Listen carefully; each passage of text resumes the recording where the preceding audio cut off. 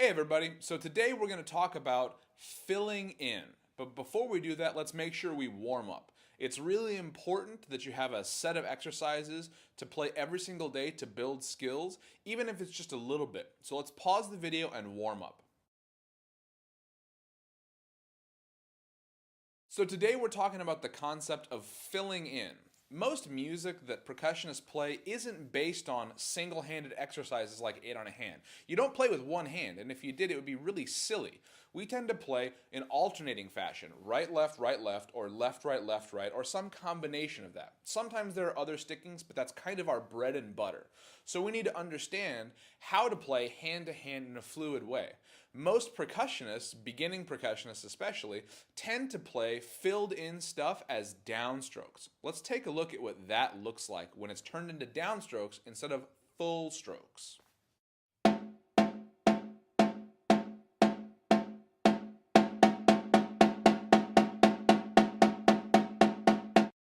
Let's start right now by creating great hand-to-hand motion based on full strokes. Let's play 8 on a hand once just to make sure we remember it.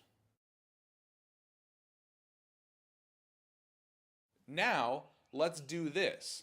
Let's play 8 on a hand, 8 notes on your right hand, but then instead of playing 8 notes on your left hand, let's fill the right hand in with the left hand. So it's going to go 1, 2, 3, 4, 5, 6, 7, 8. 1, 2, 3, 4, 5, 6, 7, 8. And then we're going to repeat that. So we play right for 8, filled in for 8, right for 8, filled in for 8, and stop. This is called 8s and 16s.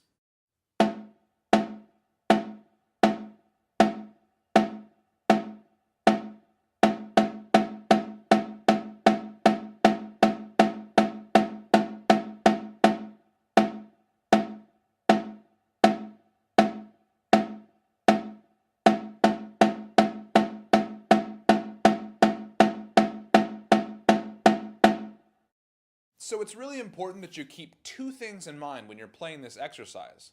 Number one is that your right hand sound and motion doesn't change at all when you go from the right-handed 8s to the filled-in 8 section. Some people want to start downstroking or playing louder and softer, and it's important that that right hand stays the exact same the entire time.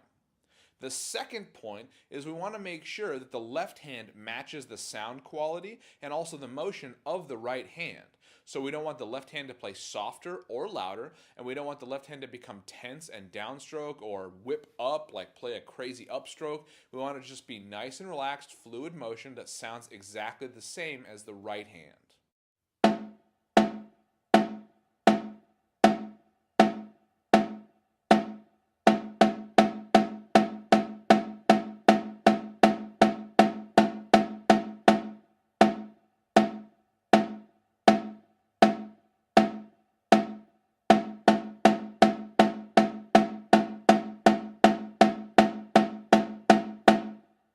The two sticks should always meet back at the top of the stroke with no jog in the motion or stopping on the way back up.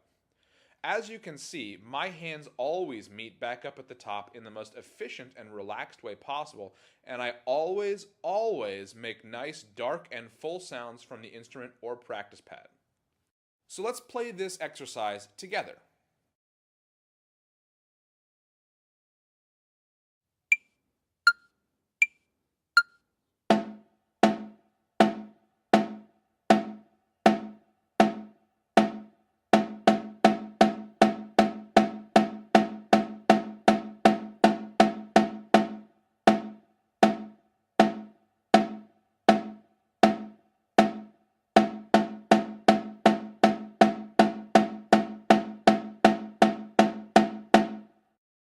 So let's review some of the common mistakes. You want to make sure that the sound and motion in your right hand stays the same. You also want to make sure that the sound and motion in your left hand matches your right hand. Then you want to make sure that the 16 portion of the exercise, where you're filling in the 8s, isn't louder or softer than the 8th notes itself. Some people want to make those too loud or too soft, like they're playing da da da and then da da da da da. It should be the same dynamic level, okay? And then the next thing is we don't want to change our touch or the feel on the instrument.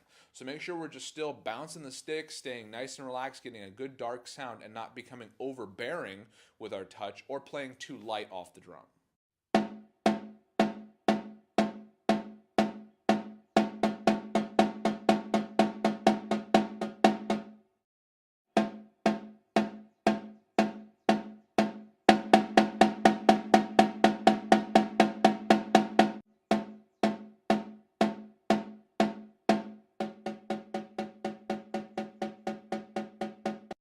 Now, let's try playing the exact same exercise but off the left hand.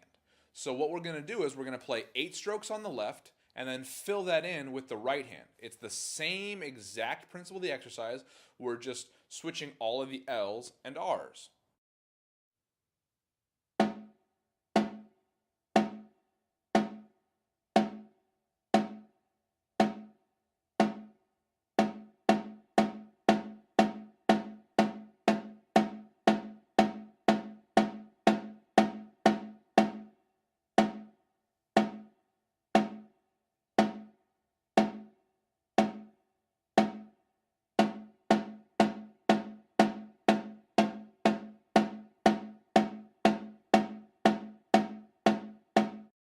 It's probably a lot more difficult on your left hand, wasn't it?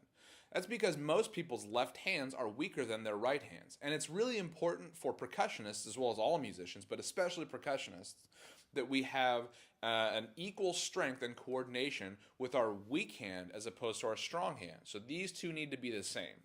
And sometimes, especially at the beginning, that means you need to spend more time with your weak hand than your strong hand. So if I were just starting out and I was right-handed, so right hand is my strong hand, I would want to spend maybe 3/4 of my time on my weak hand to make sure that it's matched. So let's say we're playing 8s and 16s for 4 minutes long. You're going to spend 3 minutes off your left hand and 1 minute on your right hand. That way they even up and finally get together, right? So now that you understand the principle of filling in, we're going to apply that to all of the exercises that we've learned, and then some more exercises. We're going to put this in every context available to you because it's super important that you understand this principle. So take a look at the exercises and exercise videos and have a great time learning to fill in before we move on to anything more complicated.